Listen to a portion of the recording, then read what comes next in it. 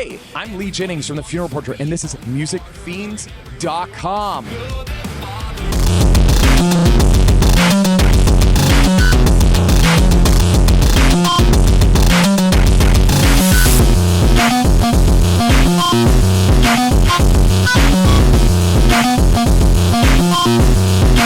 Hey everyone, Angela Alameda here with musicfiends.com.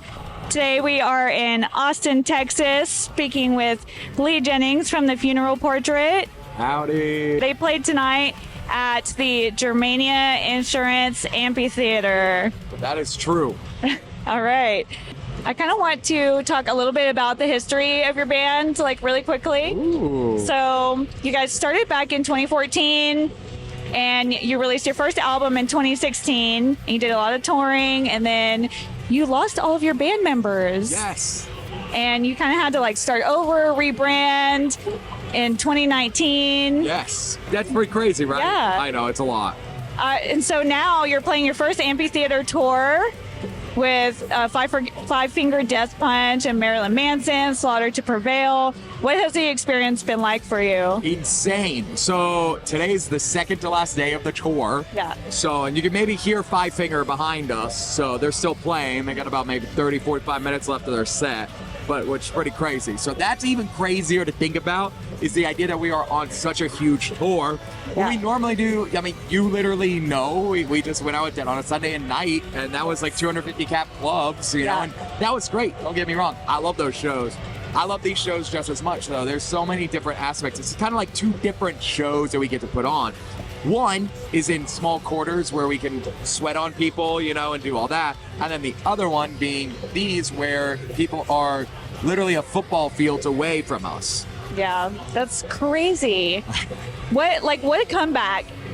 You know, Wild, to like, right? yeah, to go through all of that and then come back and now you're doing these like crazy big tours. That's amazing. We'll see. We'll see what happens next. I Yeah. don't know. Wink, wink, nudge, nudge. But yeah, it's been kind of crazy because, like you said, we've been a band for like 10 years. And it was one of those things like all the OG guys, they just didn't want it as bad, I don't think. They kind of wanted to do different things with their lives, you know. I don't think they were into the touring thing anymore. I think there was also some differences on music. I think they wanted it to go kind of this way. I wanted it to go this way. And so it split up. And that's fine with me because I was able to find guys that believed the same stuff that I believed, wanted to do the same things that I wanted to do. Right. And that's way more important than anything else, is being on the same page altogether. Exactly. That's amazing. I'm so glad you finally have a crew now that like, you know, you can work together and you have the same goals and same ambitions and everything. Yes. That's amazing. That's pretty cool, right? Yeah. It takes a while though. I think a lot of people think they like, you know, they see bands go through member changes or stuff like that, and they're like, oh, you know, they always have something to say, right?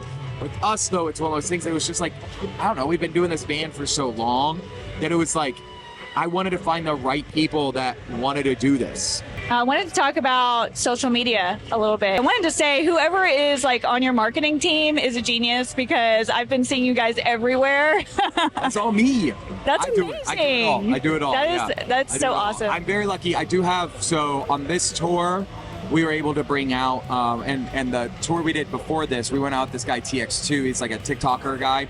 He's sick. He's super sweet. But he, on that tour, we brought out our first like person to do like merch. So she did merch and she does our makeup and she also helps me with a lot of the content, at least filming some of it and stuff. Yeah. We also have someone else that comes like and takes more professional stuff, but she helps with the more funny and cute fun stuff. So it's cool to have her out on this one too, to help me do these cooler ideas, you know, with social media, especially TikTok and Instagram. So y'all are doing an amazing job. Like I've been seeing you guys all over social media.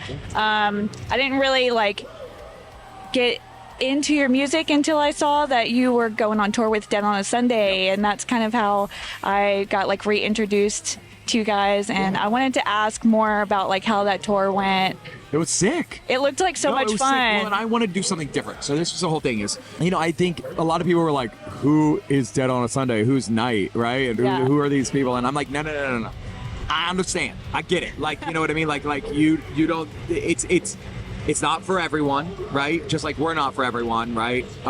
The thing is what it was is I wanted to do something different. I didn't want to tour with the same old bands over and over again. And that is something that going forward, we're going to always keep trying to do is I don't want to just keep touring with the same 5 bands or same radio bands or whatever. Like this tour is great. I love this tour. I love Five Finger. I love Manson. I love Slaughter. Like those guys have been nothing but great to us. And this tour has been great for us. But this is the thing is we did that tour. We don't need to do that tour again.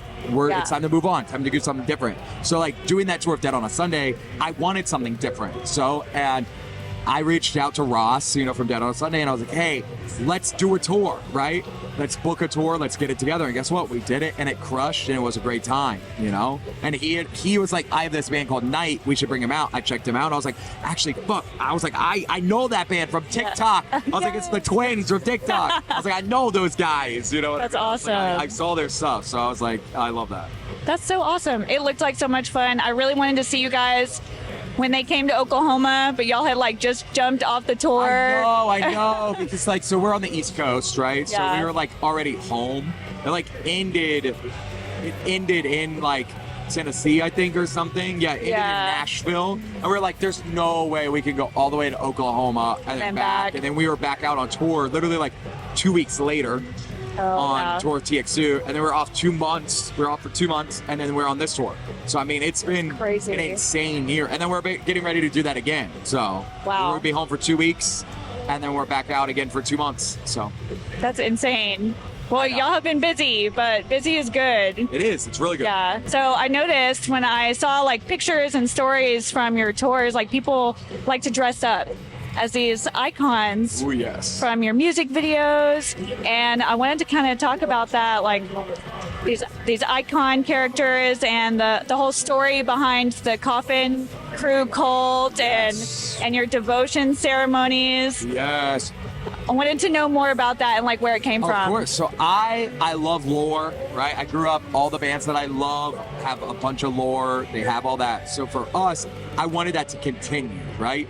When we were starting to get ready to release the record, because we didn't do all that until after the record was done, right? Okay. Basically, right? Yeah. So we did add a few songs onto the record later on, but we were thinking about what can we do to set something for each one of our songs, something that represents the songs or key songs on the record, and that was build icons around it. So we have our Voodoo Angel, for Voodoo Doll. We have the Alien icon for Alien. We have the Night Terror for Generation Psycho. We have the Blood Mother for Blood Mother. We have these. We have the Evil Twins for Ugly / Suffocate City. They're kind of combined. Each one represents one of the songs, and so for us, it's kind of part of the world of Suffocate City that we're building. And I'm not going to give away too much, but I think it's going to continue on to the next record and bigger, bolder, more dramatic. Maybe the icons evolve. Maybe they have a child, or maybe they, you never know. I don't know. I don't want to give away too much. The children thing. I know one of our we have this super fan, Scout. Okay, Scout. I want to talk. So Scout's awesome. Talking about people dressing up. Scout makes a bunch of cartoons of them, and they make them do hilarious, silly things, and they'll make animated versions. They'll make whatever. They drew me as Bucky as well, so that was a whole thing. That was funny. Is that what's on the T-shirt? Your T-shirt? Yes. Nice. So that was Scout's artwork, and we do Scout's artwork for making. We have plushies of the icons now too. Oh wow. So we use their artwork and stuff because they're just so good, and I want to involve them. And they were talking about one of 2 of them getting married and stuff, and them having a child, and maybe that child rules the underworld. I don't know. I don't want to give away too much, but we're building in the lore. It's something that I love because I love corny, cheesy things, So when I think having lore is in a band is kind of corny and cheesy, and I'm super into that. So I'm super hyped. That's really cool. It definitely tells a story. Yes. And I think that's something that's really different. That's not something that a lot of bands do. And no. So I feel like it's really interesting, and that was one thing that kind of stood out to me about you guys. Well, it also helps people relate, right? Helps people relate. It helps people be able to kind of leave the world that they're in too. That's a huge thing for me. Is when you go to a show or when you listen to music, you want something to escape, right? So that kind of helps That totally makes sense. Yeah.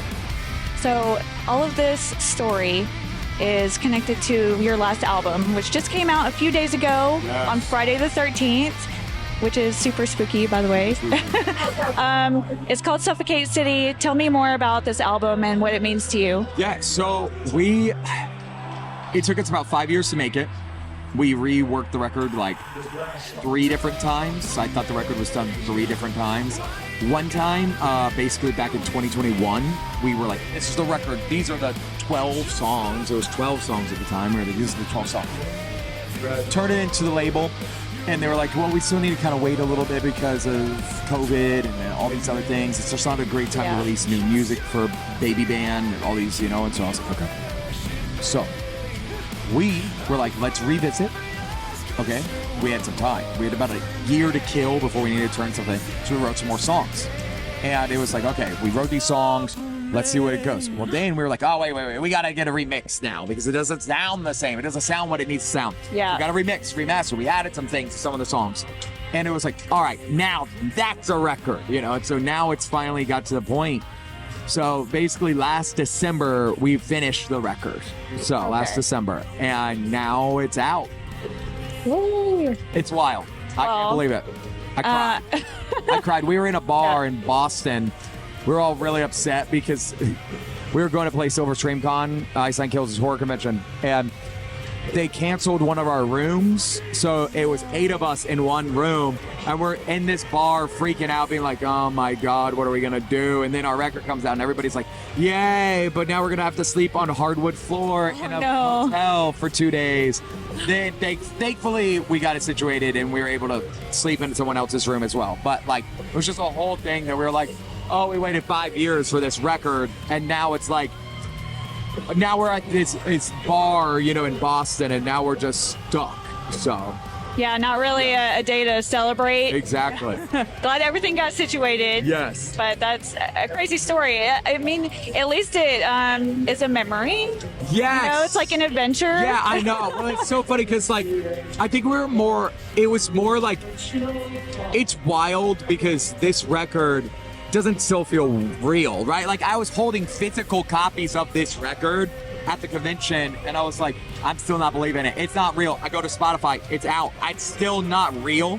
Yeah. On Friday, when I hear how many records we sold or how many times it's been streamed, right? And I'm like, it's not real. It's not real. But it's all a dream. We'll see. Yeah. I think it's an amazing album. One of my favorites that wasn't like already a single is Dopamine. Ooh. I think it's a really great song. I love that one. Which song do you feel like was the most difficult to write? So you like Dopamine, right? So Dopamine is about my love addiction. So I have this problem. It's weird to talk. It's not weird to talk about. It's weird that people are kind of understanding it more and more. But love addiction is basically this feeling of like, I just have this problem with having too much love and loving too hard and loving too fast. And also just like, I love fun. I love having fun. So when things become stale, it becomes weird and hard. I just have this problem. I also have this problem with, I need everyone to love me. It's a whole problem, but that's kind of part of the issues that I have, and having OCD, and also hurts on that. There's so many weird different swaps, but the best thing is, so like, we wrote a song, Curse for Two, which is the last song on the record. That's about my grandmother passing away in 2019. And it's one of those moments that, like, originally that song was going to end the record. Then the second version of the record, it wasn't even on the record. And then now the third version of this record that's actually out, it's the ending track again. And we retracked it, reworked it out, and it's sick. And I think for me, that's such a memorable song. But there's also a song called Stay Weird. That's a song about, like, being you, being original, being just true to yourself, like, don't giving a fuck what anybody says, et cetera, and like, that song I wrote though for younger us, like younger versions of us, and I was like, 14-year-old Lee Jennings needs to hear this song. Let me use this as a time machine and throw it to him, What do you think was the easiest song to write? Like, which one came like the most naturally to you? Oh, wow. Probably Ooh, that's hard. I like to ask the hard questions. Yeah, that's hard because they all kind of had their own difficulties. Dopamine happened in like 4 hours. Like I was just spitting it out. Same with our producer and our co-writer. We have 2 co-writers on the record. We in the band. We all just sat in a room together and we're shooting off ideas. I was like, dopamine, and our one of our producers, he writes on a piano. So he's like, dopamine, and he's like grinding it out. It's crazy. It was sick. And we sent it to our drummer, who literally the next morning woke up and had to track drums to it, to a song that he knew for like literally an hour. Oh my gosh. So exciting. But now it's out. So. Well, it's an amazing song. Thank you. As we're wrapping things up, are there any more exciting things coming for the funeral portrait? Yes. More music. Lots of music. Maybe even a redo of a classic OG song from 10 years ago. Wink, wink, nudge, nudge. And then also lots more tour dates. We're going to do a full European tour next year. Finally, we're doing a bunch of things that we're going to work on. So lots of new music, though. Lots and lots of new music. So excited. So Europe. I know. Yay. I know. And then more. So basically, we're going to do more dates this year. And then we're doing a bunch of festivals next year here in the States and in Europe, too. So Very cool. It's go time. Yes. We're here. All right. So. Pedal to the metal. I know. Let's go. I know. All right. I love it. Is there any last thing that you would like to shout out before we sign off? Thank you, and thank you, thank you, thank you, thank you, thank me. No, for real. Like, it's been sick. This is such a dream come true to just even sit and talk to people and talk about what we do and what we create is so cool and so different for us. Yeah. So thank you for having me. Of course. Well, thank you for sitting and talking with us. Of course. All right. You're awesome. And then would you like to shout out your social media so people can follow you? Just type in The Funeral Portrait, and if you see the guy with the green hair, you've met the right people. So it's us. All right. Awesome. Well, thank you again so much. And thank you guys for watching. And we're going to do this again. Yes. Whoa, someone unplugged We're going to do a something. part 2 when they come back. And we're going to make it like 7 hours long. All right. Thank you guys for... I can yap forever. I have a feeling you can too. Yeah. Thank you guys for watching musicfiends.com, and I will see you guys next time. Welcome to Suffocate. Welcome